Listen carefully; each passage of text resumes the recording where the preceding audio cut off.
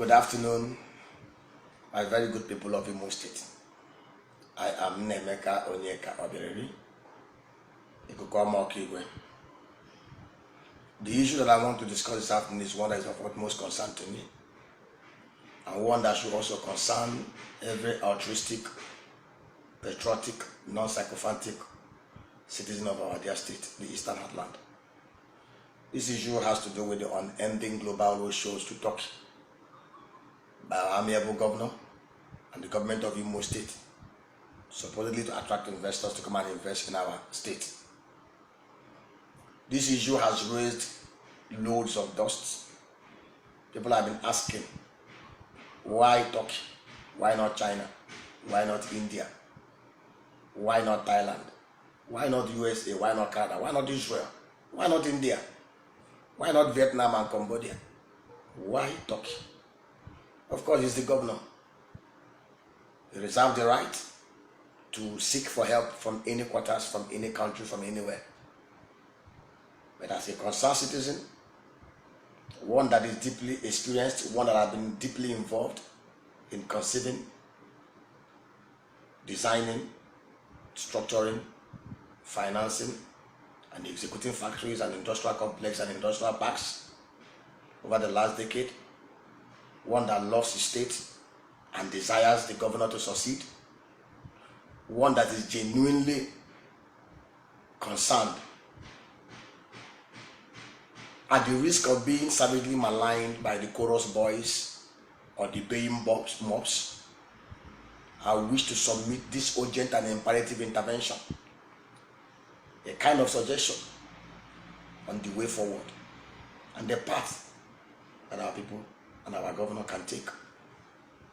It is very evident that our amiable governor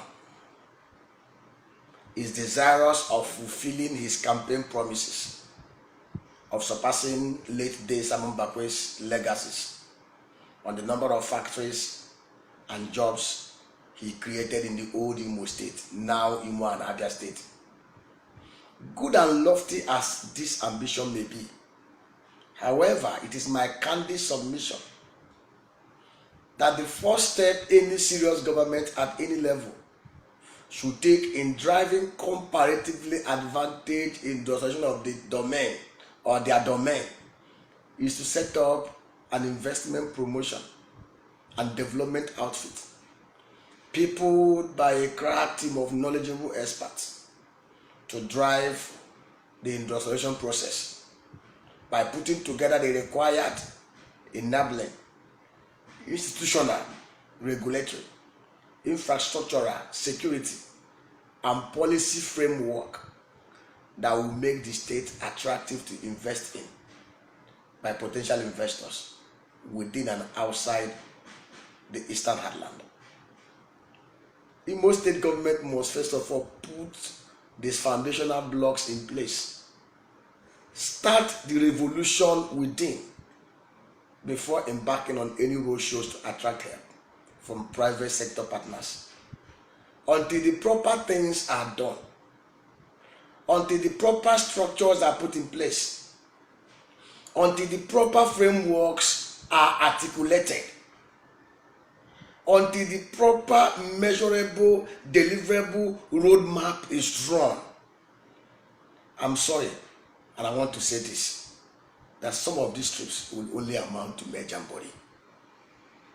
Has any of us ever paused in our moment of sobriety to count the number of industries and factories that Sambakwe built within 4 years, between 1979 to 1983, even as an opposition governor in old Imo State?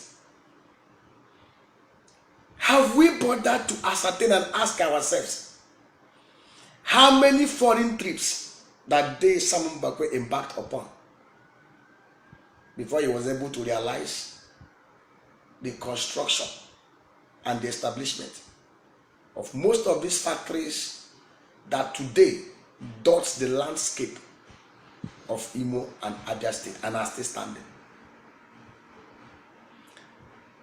My people, contemporarily in this time and age, that the world has become more of a global village, with stiffer competition for scarce investor capital. Investment into any economy by FDIs, foreign direct investors, are spurred and incentivized by loads of factors, chief amongst which include the availability of the enabling environments, capable human resources, and the serious on-the-ground focused commitment of the government in the prospective investment destination. China did not become an Asian industrial behemoth by accident. China put in place those required institutional transmission frameworks that made China an industrial heaven, that attracted some of the best global brands from USA, from Europe, from Canada to go to China to establish factories. No amount of roadshows, I repeat, no amount of roadshows without any concrete and properly articulated industrial roadmap and architecture on ground will attract any investor, local or foreign, to Imo State.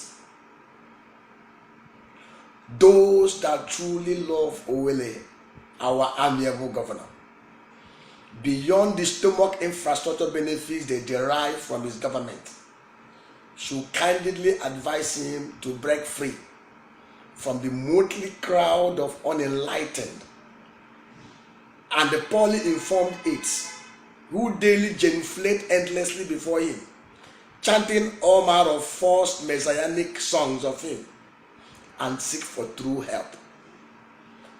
True help from those that know and can help him to interpret his dreams of building factories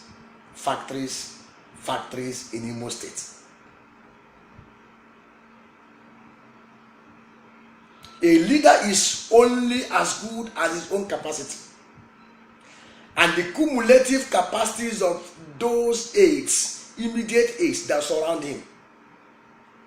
Yes, the PDP governments before Owele may not have done as much as he has done so far.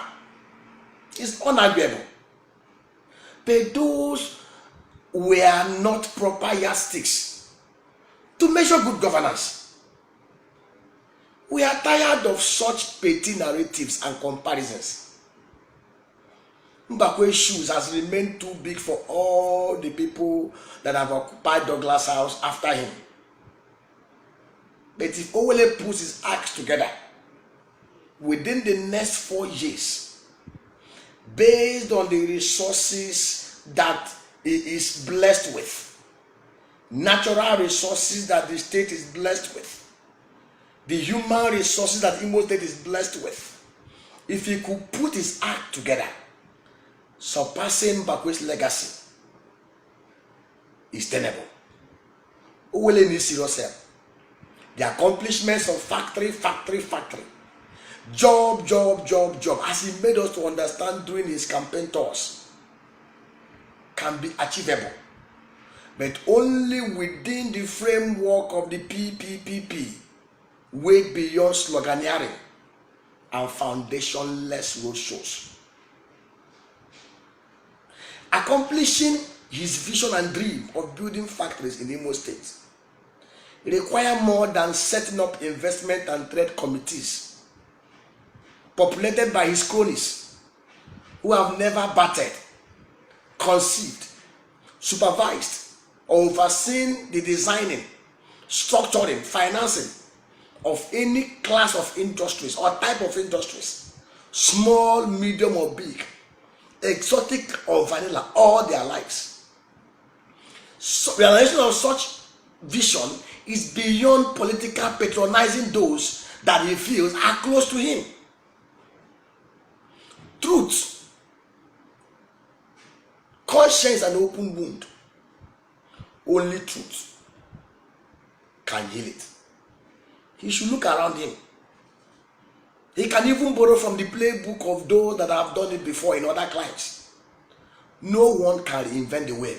You can only modify it. I pray that God will help us. I remain a Thank you very much.